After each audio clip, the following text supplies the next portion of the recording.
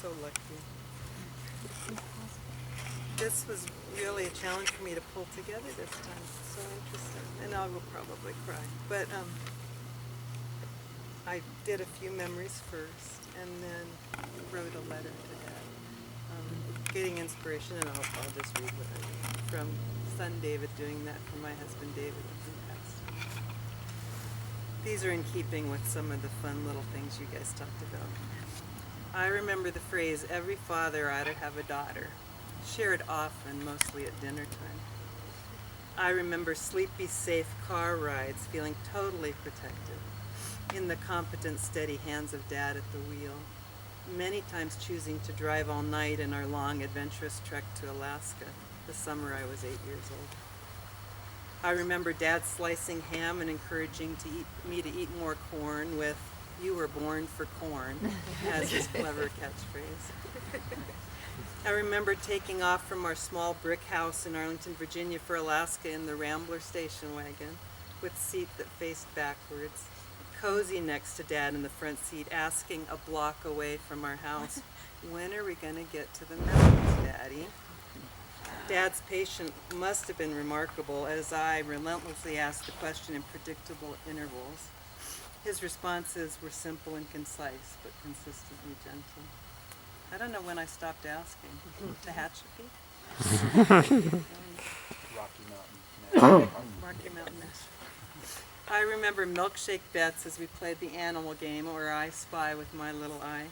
I finally figured out that a milkshake prize awaited Dad no matter what. I remember Dad fashioning a canvas enclosure to create a private club over my cot in that faraway Alaska summer home when my older brothers excluded me from their comic book club. Well, it was just for boys. It was just for boys. That was the rule.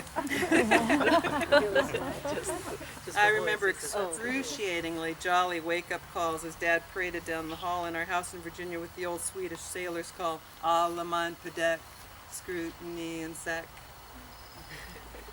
As I see picture after picture through the generations of Dad's connection to small children, I'm honored to claim him as my father. So many more memories to delve into, but I shall follow my brothers now, through the intricate web of family relationships and a life lived fully. I step into the year 2013, a little over a year ago, when Dad arrived in Grand Junction for a 10-day visit and stayed. I was inspired by my son David, who wrote a letter to his dad David when he passed away. So I perched myself on a sunshine rock during a silent retreat in Cedar Edge, Colorado last weekend. And I did the other job first also. And wrote this letter to my father. Dear Dad, hi Dad, hi Karen. I hear your voice's tone and timbre just as I heard it almost every day from August 11th of a year ago until September 24th, 2014. I've been sitting on a rock all morning and I feel you. You, the geologist whose simple, adventurous soul loved nothing more than to be surrounded by the beauty and mystery of nature's gifts. You named them, you camped with them, you counted them as home, an adventurous possibility in your explorations. In your final months here in Grand Junction, we took a drive over the mesa, and windshield geology became your gift to us both. Never mind failing vision. You found joy in recognition of your longtime companions, rock formations, in the periphery. Thank you. I could laugh with you about Moenkopi of Triassic age, lessons from the past. You were pleasantly surprised and impressed that I remembered. We became a team, you and I. You comforted me and protected me when I lost my husband, as you had those many years ago. I could be your advocate and protect you in those ways when you needed an outside supporter, and sheer force of will was not enough.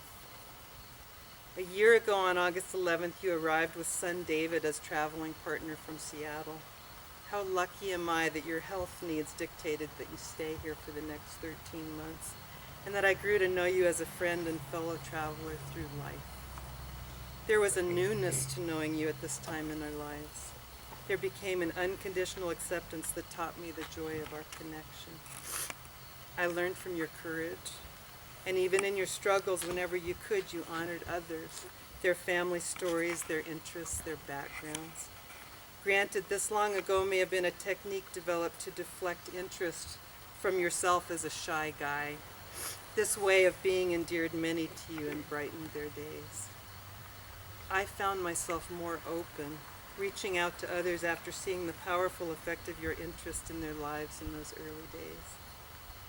I learned about a positive, quiet, non-complaining courage that you possessed. Making light of your struggles, looking for the positive was a consistent theme. I had the privilege of sharing a ham sandwich on the evening of Wednesday, September 24th, the last evening of your life here. You struggled to get up, managed to get to your favorite chair. It was a boxed lunch that night. I persuaded you to eat this ham on white Wonder bread after squeezing a packet of mayonnaise on the Wonder. You insisted I eat half and said after eating half of your half, "This is the best ham sandwich the Commons has ever made."